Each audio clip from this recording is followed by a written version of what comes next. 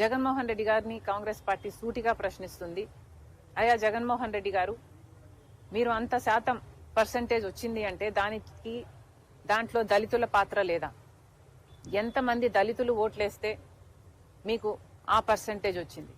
మరి ఈరోజు బీజేపీ అమిత్ షా గారు అంబేద్కర్ గారిని, దళితులని అవమానిస్తుంటే మరి మీకు కృతజ్ఞత భావం కోసమైనా మీరు ఆ దళితుల పక్షాన అంబేద్కర్ గారి కోసం ఒక్క మాటైనా మాట్లాడారా?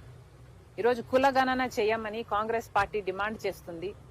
కానీ కులగణన చేస్తే ఎక్కడ దళితుల పర్సంటేజ్ బయటపడుతుందో, ఎక్కడ రిజర్వేషన్లు పెంచాల్సి వస్తుందో అని బీజేపీ పార్టీ చేయకపోతే అందుకు వ్యతిరేకంగానైనా జగన్మోహన్ రెడ్డి గారు ఒక్కసారైనా మాట్లాడారా? దళితులకు సమాధానం చెప్పాల్సిన అవసరం జగన్మోహన్ రెడ్డి గారికి ఉంది. 175 అడుగుల అంబేద్కర్ స్టాచ్యూ కట్టేస్తే సరిపోతుందా? దళితుల పక్షాన నిలబడాల్సిన అవసరం లేదా? అసలు దళితులే అంటరాని వారిగా దళితుల అభివృద్ధిని అంతగా తొక్కేయాలని చూస్తున్న బీజేపీ పార్టీతో మీరు అక్రమ పొత్తు పెట్టుకున్నారు. తెర వెనకాల మద్దతు ఇస్తూనే వచ్చారు.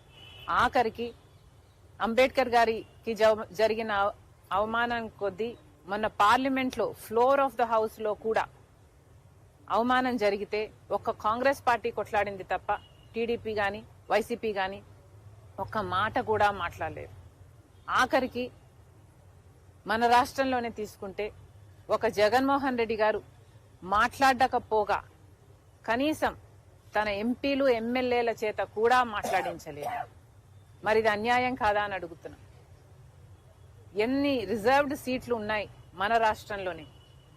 పోనీ ఆ రిజర్వ్డ్ సీట్లో గెలిచిన ఎమ్మెల్యేలు ఎంపీలైనా వైసీపీ పార్టీకైనా టీడీపీ పార్టీకైనా చెందిన వారు ఒక్కరైనా దళితుల ఓట్లు తీసుకొని గెలిచిన వాళ్ళు ఒక్కరైనా అంబేద్కర్ గారికి అవమానం జరుగుతుంటే మాట్లాడారా? దళితుల పక్షాన నిలబడ్డారా? మన రాజ్యాంగాన్ని రూపొందించిన గొప్ప నేత అంబేద్కర్ గారు. అలాంటి యుగ పురుషుణ్ణి అవమానిస్తున్నా కూడా ఈరోజు టీడీపీకి వైసీపీకి చీమ కుట్టినట్టయినా లేదు. మళ్ళీ చెప్తున్నాం, ఇదే బీజేపీ పార్టీ అధికారంలో ఉంటే రాజ్యాంగాన్ని మార్చే ప్రయత్నం చేస్తుంది. ఇదే బీజేపీ పార్టీ అధికారంలో ఉంటే రిజర్వేషన్లు కూడా ఎత్తేసే ప్రయత్నం చేస్తుంది. ఇదే బీజేపీ పార్టీ అధికారంలో ఉంటే దేశ సంపదని అదానీ లాంటి వాళ్ళు అవినీతి పరులు అని అమెరికా లాంటి సంస్థలు చెప్తున్నా, FBI లాంటి సంస్థలు చెప్తున్నా అదే అదానీ లాంటి వాళ్లకు కట్టుబెట్టే ప్రయత్నం చేస్తుంది. ఇదే బీజేపీ పార్టీ అధికారంలో ఉంటే మతాన్ని కులాన్ని అడ్డు పెట్టుకొని చిచ్చు పెట్టే ప్రయత్నం చేస్తూనే ఉంటుంది. చర్చిలను కూలగొట్టడం, మసీదులను ధ్వంసం చేయడం బీజేపీకి అలవాటుగా మారింది. మళ్ళీ చెప్తున్నాం, ఒక్క కాంగ్రెస్ పార్టీ అధికారంలో ఉంటే మాత్రమే సెక్యులరిజం మన దేశంలో బతుకుతుంది. ఒక కాంగ్రెస్ పార్టీ అధికారంలో ఉంటే మాత్రమే బడుగు బలహీన వర్గాలకు న్యాయం జరుగుతుంది. మరొక్కసారి దేశ ప్రజలందరికీ రాజ్యాంగాన్ని బతికించే పార్టీ, రాజ్యాంగం కోసం పోరాడుతున్న ఏకైక పార్టీ ఒక్క కాంగ్రెస్ పార్టీ మాత్రమే. మరొకసారి దేశ ప్రజలందరికీ రిపబ్లిక్ డే శుభాకాంక్షలు తెలియజేస్తూ థ్యాంక్ యూ అమ్మా. Thank you.